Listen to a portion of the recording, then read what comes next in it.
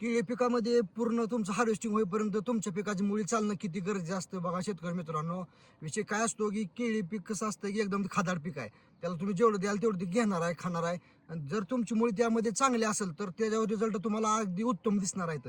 आता मुळी कशी असली पाहिजे बघा. आपला हा प्लॉट आहे, जवळपास याला 3 महिने क्रॉस झालेत.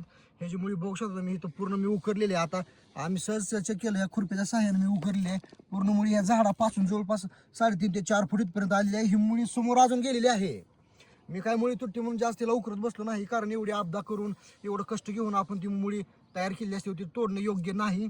तर बघा कसं असतं, मुळीला अन्नद्रव्याची मुळी असतं पण खूप गरजेचं असतं. या अन्नद्रव्याची मुळी असेल तरच ती जमिनीमधलं तुमचं अपटेक करणार आहे. कसं असतं, सपोर्ट मुळं म्हणजे जी काय तुमच्या ह्याला आधार देणारी जी मुळी असते ना, त्याला लहान लहानशा केशिका असतात, केशिकासारख्या हातासारख्या लहान केसारख्या असतात. त्यामुळं असणं खूप गरजेचं आहे. तरच त्यामुळं तुमच्या जमिनीला अन्नद्रव्य अपटेक करणार आहे. त्यात पूर्ण मुळीवरती तुमच्या केळी पिकाची ग्रोथ असते. तुम्ही मला विचारता की पाण्यामध्ये गॅप नाही, कोणतं औषध देऊ द्या. तुमची मुळी प्रॉपर चालू ठेवा, ऑटोमॅटिक सगळ्या गोष्टी घडणार आहे. त्या मुळी चालू असेल तर तुमच्या झाडावर काळोख येणार आहे, तुमच्या झाडाची वाढ जोमदार होणार आहे.